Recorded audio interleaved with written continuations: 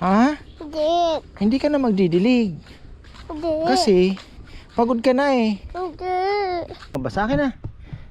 Itong, gusto niya siya lang ang gagawa. Ang lupong to. Pero mo sa akin yung ano, tabo. Uy.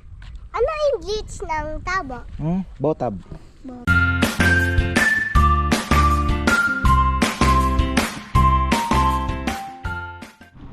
Ayan o. Dahil magandang buhay na naman mga farmer. Tayo po ay kahapon nakalimutan ko. Nabisi tayo. Kaya nadidelay po yung aking upload. 'Di ba dati ano yan 11:55 tapos 12 o'clock ng hapon at tanghali 11:55 PM. Naririndi ako sa cellphone kong ginagamit na 5 years na rin. 5 years na rin naman pong nagsisilbi sa akin. Nababaliw na, minsan nagko-call siya magsarili. Ayan, sina Ate Marita nga natawagan ko bigla eh. So ayan, shoutout pala kay Ate Marita. Marami pong salamat kasi may mga ano po ay pinadala po siyang aginaldo sa mga bata kasama sina Queen pati si Mama, may 1K siyang binigay. So ayan. Wala kanina eh. Hindi ko alam baka nasa labas o baka naliligo. Dinaan ko yung insure niya. Ibibigay ko na sana, sabi ko sa ibang araw na lang bukas. Pang loto daw niya. Thank you po ate. At syempre kay Kuya Leo na din. At shoutout kay Mami Zenny. Ayan, sana po ay unti-unti pa kayong lumalakas lalo. Ayan. Tapos ayun, yung cellphone ko na pang edit nga.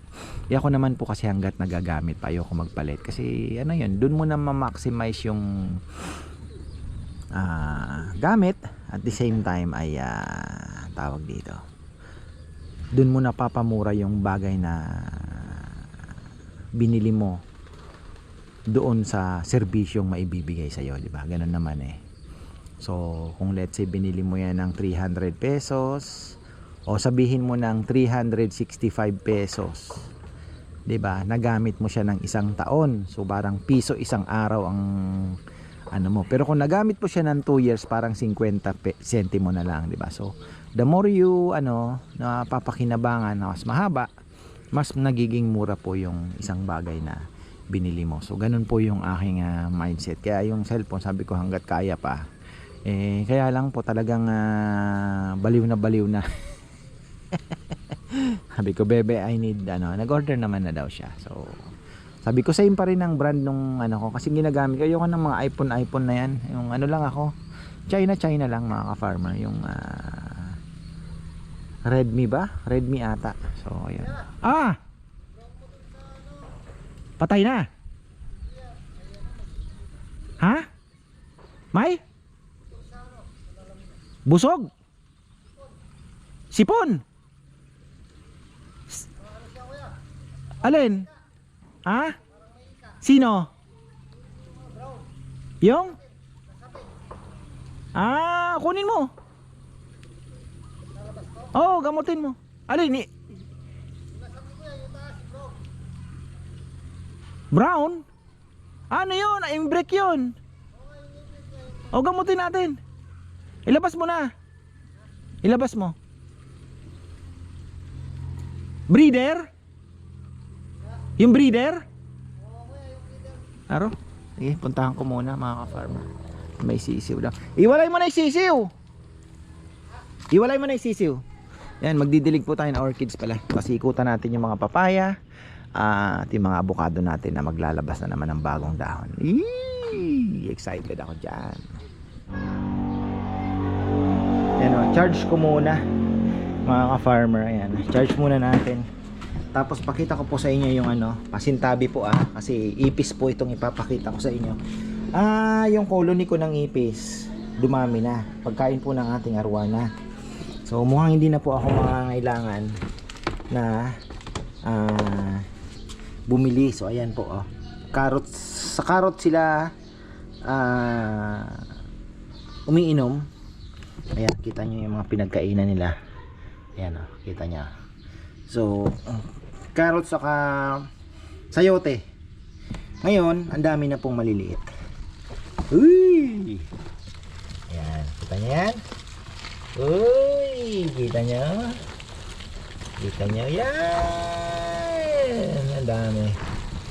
Ang farmer. Ooh! Yan lang, medyo mabagal po lumaki yan. Ew! Ipis, ang dami. Grabe. Ew! Ew! Ew! Dami, no? Nakakatuwa. So, ayan po mga farmer ang ano natin. Kunting bebe. Sabi ko pagkain ng arwana yan. Si ano nga si Nene hindi natatakot dito So, eto po kasi pinagsama ko na dati dalawang batch sila dalawang kulungan. Ngayon, pinagsama-sama ko na. Ang dami na, nakakatuwa. Medyo mabagal lang po lumaki talaga. Ayan yung mga maliliit. Tapos, ang pagkain po niyan ay oatmeal. Tapos, ayun nga. Oatmeal po. Tapos, hindi naman sila nakakalabas kasi hindi sila nakakagapang sa plastic. Hihi. Ayan. So, dito tayo. Pakita ko lang po yung avocado. Yung avocado ko na napakaganda. Ayan. So, after this, di ba nag-green na naman siya, no? Titigas na ng konti. Lalabas na naman po yan. Maglalabas na naman po siya. Ganun lang yun. So, ang kinaganda dito, may mga eggshell po yan. Tapos, may eggshell. Mayroon po yung mga... Ang kulang na lang po nito is madiligan po natin ng activated biochar. So maglalagay po tayo ng biochar dito na activated sa palibot niya, sa ibabaw. Tapos vermicast, and then may mga sorry may mga ano na po yan mga ka-farmer, tawag dito. Ako naman talaga ako merong mga bituka ng isda sa paligid niyan. So, yon, abang lang yon kasi yon medyo matagal pa. Kailangan pong ma-decompose muna sa lupa and then ma-absorb din po yan ng halaman. So, ganon. Kanina may dala na naman ako. Linagay ni Kongkong doon naman sa gilid na sa may mga makopa tsaka chiko doon sa may side. Yun po yung yun yung ginawa niya. Tapos ikot-ikot lang tayo. Ayun, magpapa-spray pala ako ng Magnum din sa alam niyo na, yung kulungan ng baboy. Ayan, eto. Ang ganda na. Kaya lang yung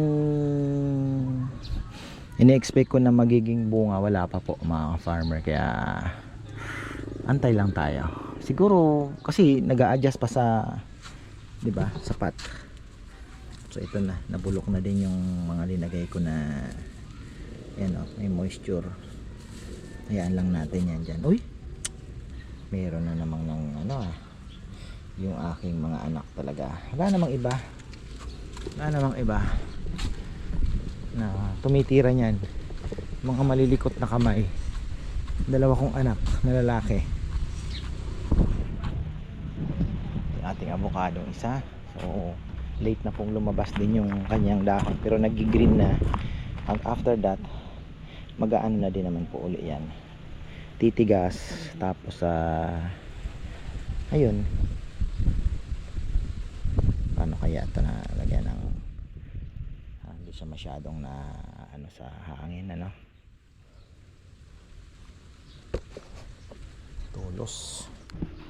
Si Kongkong nasa loft. Pinalinis ko na ng pigeon loft. Merong halak yung isang breeder. Bihira pong mangyari yung mga halak-halak na yan. Yun, ginamot na namin. Ikot tayo sa papaya kasi kailangan natin ang pangako ko kay Ate Mer ang papaya, kasi hindi daw talaga siya nakakachampa ng magandang papaya sa Manila. Kasi nga yun ate, yun po ay karamihan nun pinipitas ng napakaaga Kasi nga natatakot yung ibang mga biyahero na mahinugan sila. So ay ano ba to, mahinugan po sila sa yung para humaba yung shelf life. Ang problema naman nun, dapat talaga medyo mas marami-rami na ang yellow, 'di ba? O kaya naman yung iba kaunting-kaunti pa lang talaga, alam nilang medyo ano pinipitas na, minsan wala pa, pero alam na nilang magulang na. Kasi yung nasa baba na yan, malibalang na talaga yan. Ayan. Ay ponpon. Ikaw kung hindi ka lang talaga siraulo, malaya ka sana. Ay, ano yan? Nasa dugo niyang pagiging scavenger. Ginugulo lahat. So ayan po yung ano ng papaya. So yun dito yung tatlo na bigay na natin kay Kuya Eric, Felix. Ayan ate, ito mukhang may palabas na, so may ilang araw pa tayo. Magdilaw lang yan, okay na. Pwede na nating ibiyahe. Dito hanap-hanap tayo. Ayan. Ito mukhang magsusunod na. Ayan, magsusunuran na yan.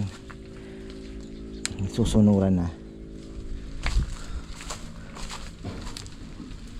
Kaya abang-abang tayo dito. I think meron naman. Kasi kung 27 pa, baka may labas naman na ng dilaw. Ilang araw pa naman.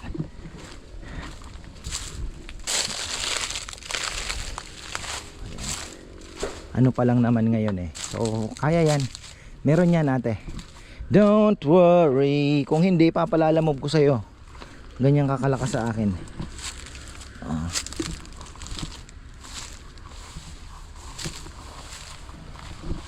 Dito mo yan makikita. Dito kayo titingin. Hindi kung saan man. Basta ito ang una. Yung mga anong yan. Yan po yung part na yan. Ang unang didilaw. So ito, tigang na ang lupa. Kailangan na naman natin pong, alam nyo na, hose pala. Kailangan kong mabili yung hose. Kailangan ko po ng hose dito.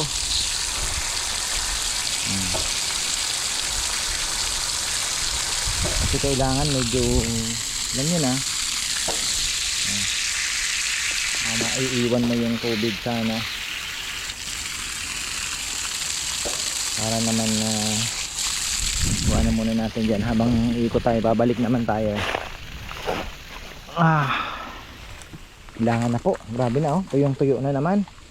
Hindi ko alam kung nag-expect kasi ako ng ulan. Akala ko naman yung bagyo medyo angat ng kaunti ba, maaambunan tayo, pero wala talaga. Wala po. Kaya ayun. Uy! Oh, Ate Mer. Yun see? Ayan. Merong konti. Naku, ito may problema. May problema. Ayan, sayang oh. Ano na din. Pero ito, ayan na. Meron na.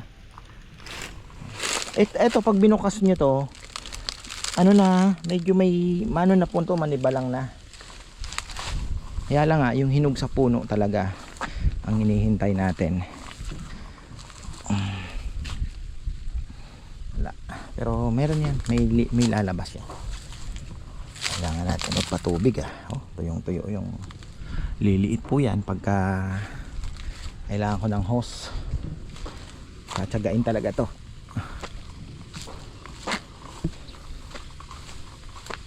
Didilig tayo ng maganda. Ayan o, tingnan nyo. Di nagtuloy. Naapektuhan to nung pagkakaano natin. Kakachap natin ng sobrang natakot tayo sa signal number 4. Tsaka kailangan na po ng tubig nito. Kailangan na ng tubig. Tuyong-tuyo na eh. Tuyo na talaga siya. Ano kaya? Busy pa naman si Junjun. Pero bala ko dito yung ano na drip irrigation. Alang gagastos na naman tayo.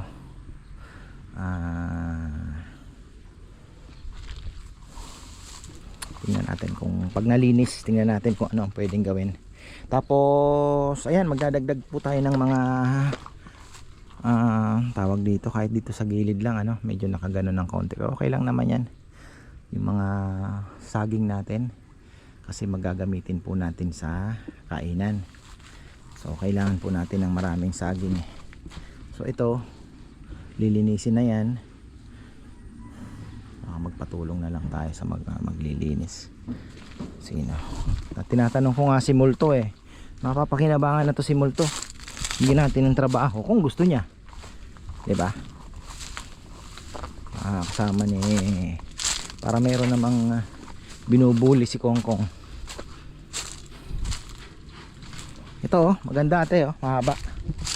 Meron na siya. Unti-unti natin yan. Ito talbos, kailangan na din ng tubig papaya. Ito kay mama, ito pinangako ko na sa kanya. Ma, ako meron ako doon malaking papaya, bibigay sa'yo. Namatay yung ating suha.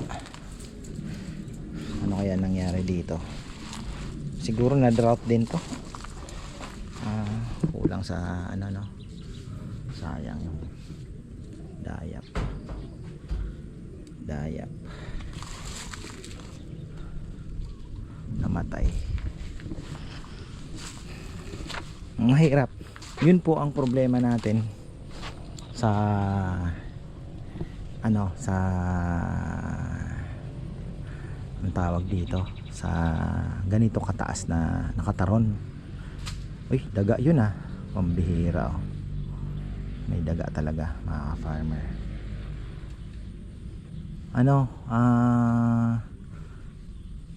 Pero ang kinaganda, pag nagpataas na po tayo ng tubig, magsisipin na yan. Makikita po ninyo yung nyog, yung hindi na natin kailangan magdilig. Kaya isa din sa magandang magagawa pagka nagtaas po ng tubig sa fish pond, yung matambakan na po natin ito, magtatakas at tatakas po yung tubig. Maaabot yan, yung mga nyug na yan, yung mga saging na yan dito sa side na to. Magiging paborable po yan sa mga itatanim natin dito na hindi na tayo magdidilig, even papaya. Kasi talaga pong pag isinagad mo yung tubig na yan, talagang gagapang yan, gagapang po yung tubig. Maaabot nila yung mga halaman.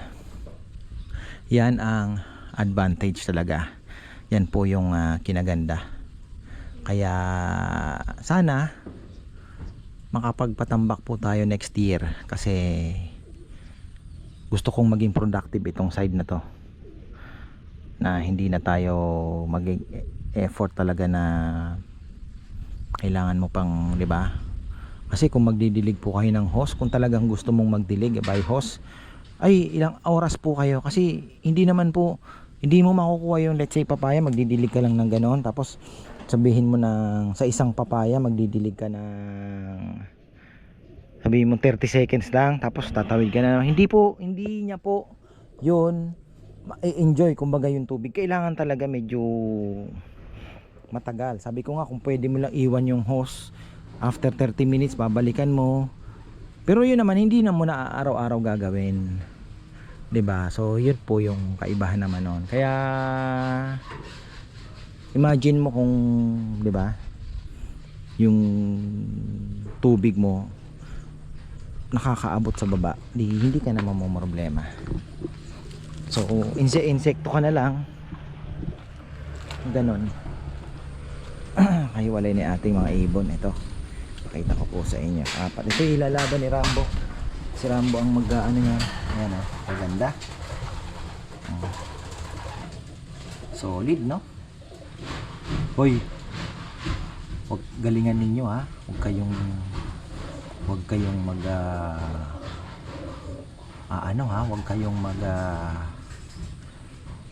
papaligaw, no? Galingan nyo tandaan ninyo yung amoy, yung itsura ng lugar, kalinuhan ninyo.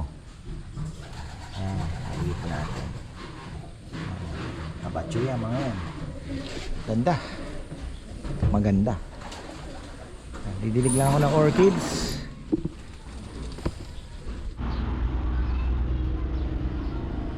Hindi ko alam kung kaya ko pong isabit ko sa balikat ko, dahil pakita ko po sa inyo yung nadali sa akin ng tambotso. Ayan, Na dumikit lang po ako doon, yung patubig nga. Napaso. Sinelnel na dali din sa kamay. Yung ginawa nilang tambucho kasi nga medyo mausok. So yung tambucho na naglagay sila ng tubo pataas doon sa patubig. Ayun, nadali.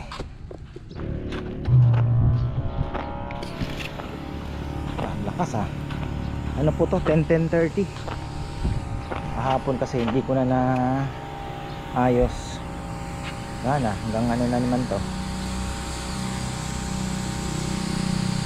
Bukas na hapon siguro gabi. Baka makapagdilig tayo pagdating. Bilis lang naman kami ni Bebe.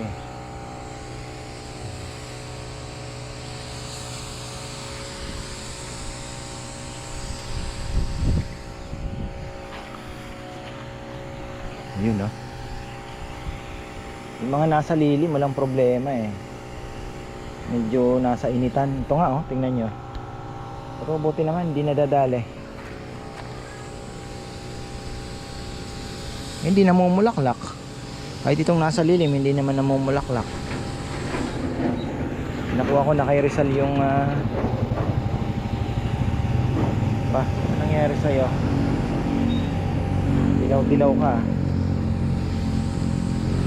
Fungus.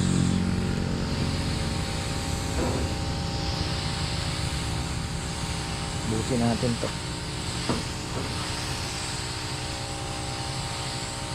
Kahit mainit na, ang tayo magagawa. Yan.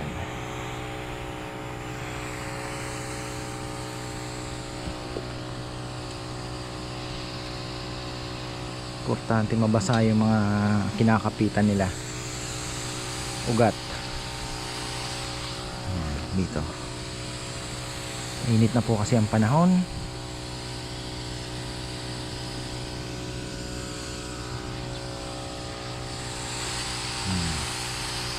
Tapos bilig tayo ng biochar siguro.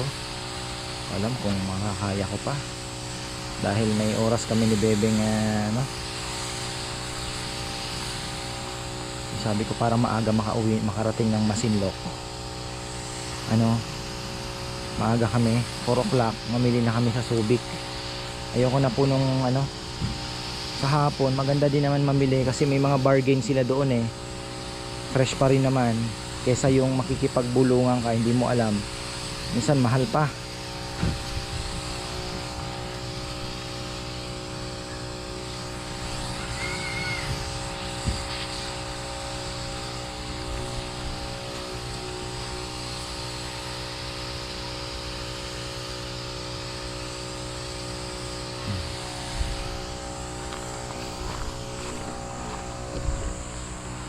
Ito, biligin din natin to para naman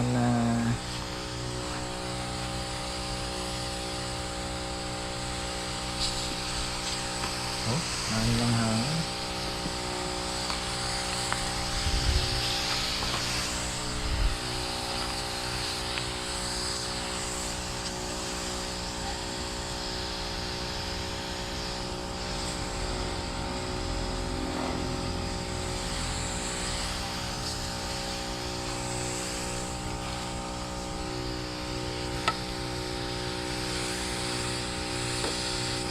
Yun.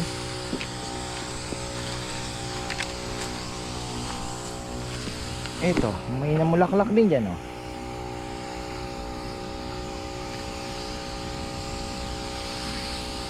Yung charcoal pala, kailangan mo i-activate.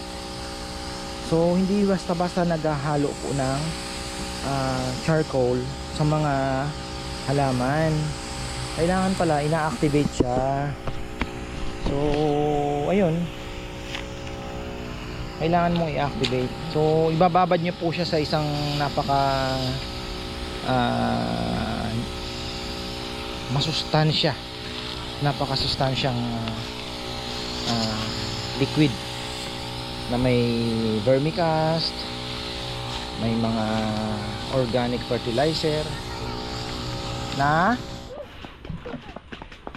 yan. Subukan na natin yung biochar na ginamit na binabara natin ng mga vermicast and fish amino acid.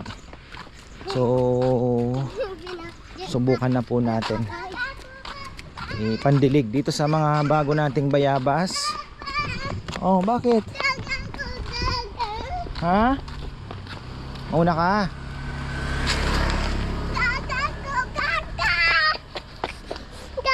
Ah, karga. Bakit? Pagod ka na? Patay si Papa. Ay, oh, dalhin mo yung ano, Roban. Dalhin mo yan. Sabi ko sa'yo, huwag ka na sumama pala eh. Gusto mo ng karga? Napagod ka? Ha? Napagod ka? Wawa naman. Ay, naubo tuloy si Papa. Ba't ka nagpapabuhat? Ah, ganon. Ganon. Oh, hindi ka na magdidilig pala. Hindi. Ha? Hindi. Hindi ka na magdidilig. Hindi. Kasi, pagod ka na eh. Hindi. Ha? Pagod ka na. Choy-choy kayo. Dito na lang tayo niyan. Oh.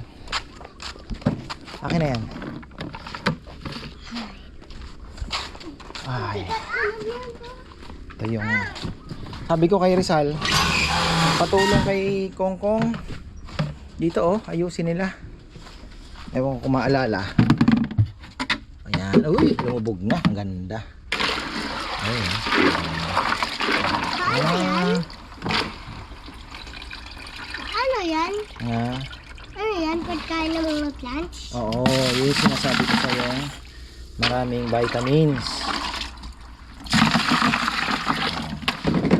Mahaluan natin ng water. Kasi masyado daw tong matapang.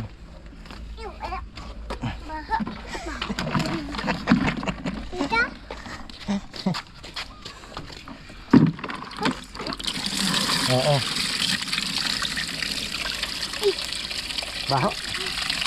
Ang baho. Baho. Baho. Ha?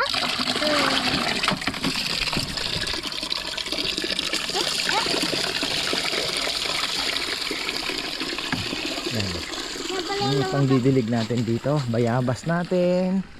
Yung ayun yung plant na naalala mo yung kinain mo nung binili natin yan? Yung bilog-bilog na masarap? Ayun yun. Pag lumaki, magbubunga yon. Pati na, madami ng mga Bunga. Yes. dati nagbabike-bike kami dyan. Tapos, inisip yun ni Ate Chimang eh. Ah, Sabi na, gano'n nung tayo mag-stop. Sabi na, tapos hindi ka pumasok. lalo kaming baso. Ba't tayo pumasok? Ah, Hinihili lang gano'n. Ako to. Ay, pwede ba? Iyaw. Iyaw.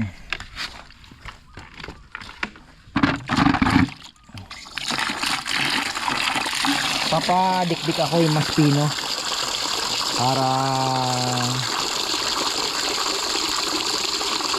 ihahalo natin sa lupa, mga ka-farmer, yung charcoal na yan, yung pino. Ito naman ano lang to, pandilig-dilig lang.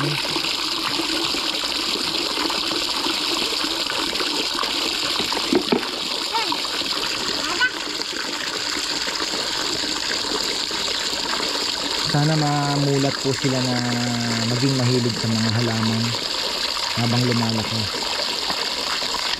Oh, don't touch.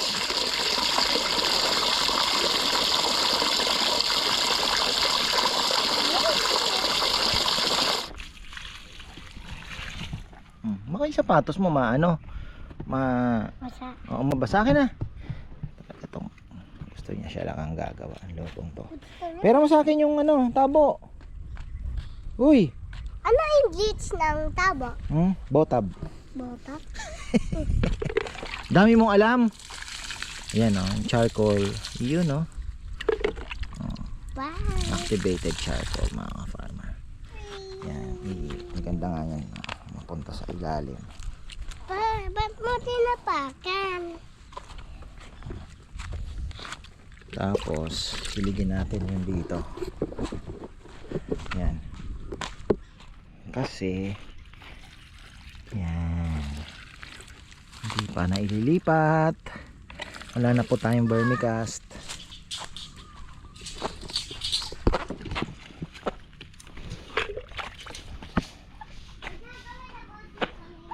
May ating ano, hindi gumaganda dito. Pangit yung lupa eh. May gagawin ako dito. Tignan mo. Tignan mo ano na yung gagawin ko dito. Yan, pababa ako. Itilig tayo yung mga bayabas. Ito ang priority natin ngayon din. Mga avocado. Yan, kasi nailipat na.